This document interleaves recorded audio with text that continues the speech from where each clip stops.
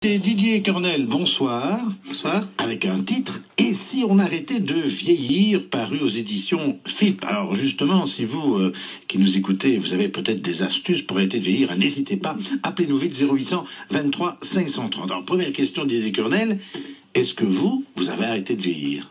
Alors, je n'ai pas arrêté de vieillir. Quel âge avez-vous?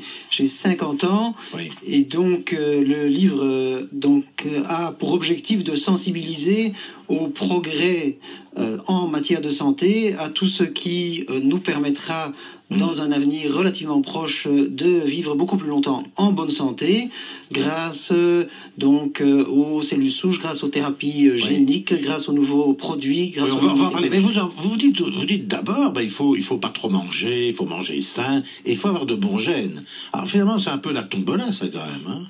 Alors c'est sûr que pour l'instant c'est un peu beaucoup la tombola, donc la meilleure méthode pour le moment pour vivre beaucoup plus longtemps c'est de bien choisir ses parents, et là malheureusement c'est trop tard. Et par ailleurs actuellement toutes les méthodes qui permettent d'allonger sa durée de vie, ce sont les moyens classiques, ni plus ni trop peu. L'avenir ce sont les thérapies géniques, les cellules souches, c'est finalement régénérer nos vieux organes si j'ose dire. Alors, une des pistes d'avenir, ce sont les cellules souches, les thérapies géniques, tout ce qui permet de régénérer nos vieux organes et aussi tout ce qui permettra de faire fonctionner le corps de manière plus efficace. Et une des raisons pour lesquelles je pense que nous, ici, en Europe, nous pouvons être actifs, c'est parce que les moyens disponibles, notamment venant de l'Union européenne, pourraient être consacrés à cela.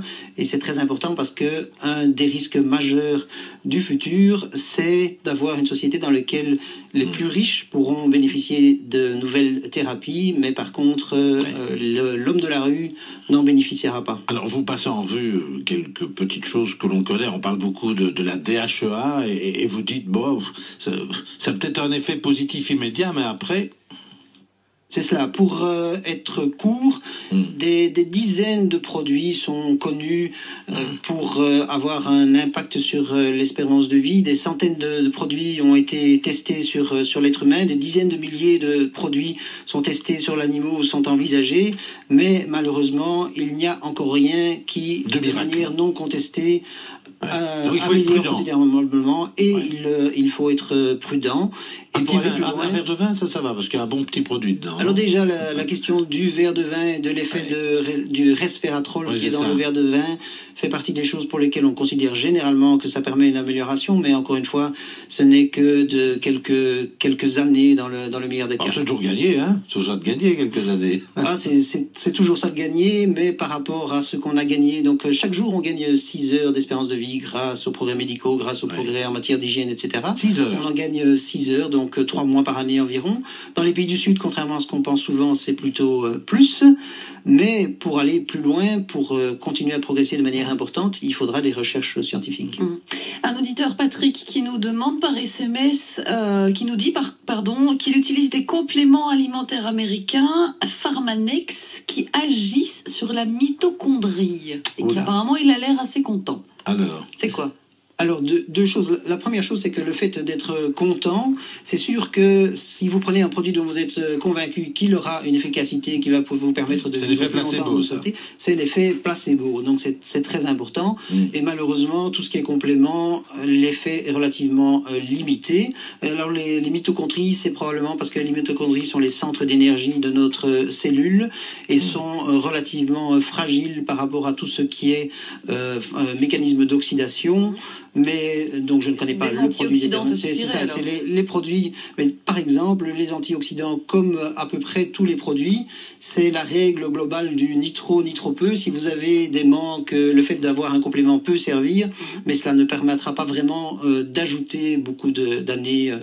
Et encore une fois, des études dans le domaine des cellules souches, des thérapies géniques, des nanotechnologies sont nécessaires pour aller vraiment plus loin. Alors, il y a aussi un peu de science-fiction. Et dans votre livre, vous dites aujourd'hui, l'âme, ce sont des neurones. Et peut-être qu'un jour, on va remplacer des neurones par des équivalents informatiques par microchirurgie. Là, on est parti pour vivre longtemps. On va devenir des robots.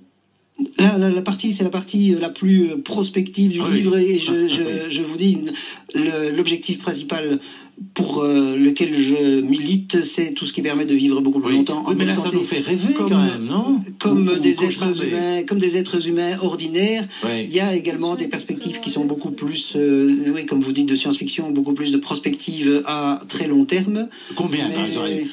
Remplacer un neurone par un équivalent informatique, c'est en 2000 combien pour vous? Voilà, c'est remplacer un neurone par un informatique. Il y a des expériences qui ont déjà été faites sur des rats pour certaines parties du cerveau. Et ça marche, les rats sont contents? Et donc, mais je ne pense pas que c'est ça qui va ni nous rendre heureux, ni nous permettre de vivre plus longtemps en bonne santé. Vous êtes méfiant. Donc pour ces aspects-là, de toute façon, encore une fois, ça n'est pas pour un avenir proche. Là, les aspects principaux de mon livre, c'est par rapport aux autres thérapies dont j'ai parlé. Et une chose importante que je souhaite dire, c'est aussi donc vivre plus longtemps en bonne santé est bon pour les individus, bien sûr, mais c'est également bon pour la société, parce qu'une société où les gens vivent plus longtemps est une société moins violente, est une société avec un fonctionnement plus durable, où les gens sont plus attentifs à l'environnement, est une société, ça voudrait un développement, mais nous n'avons pas le temps, mais c'est une société où, en fait, il y a moins de surpopulation.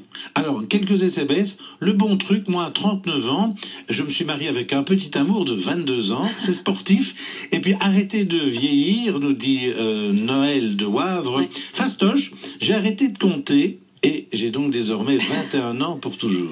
Il ne faut pas le dire, elle en a 30. C'est bon pour le moral, et on est de nouveau dans l'effet placebo. Il y a aussi l'effet nocebo, c'est le contraire. Si vous pensez que vous allez vieillir, si vous pensez que le médicament que vous prenez est mauvais pour votre santé, vous allez vous dégrader plus rapidement pendant un certain temps. Donc ça a une influence non négligeable. Donc vive les placebos. Didier Cornel, merci d'avoir été notre invité. Et si on arrêtait de vieillir, aux éditions FIP. Rire, ça fait rajeunir aussi. Certainement. Dans un instant, votez pour moi. On rit.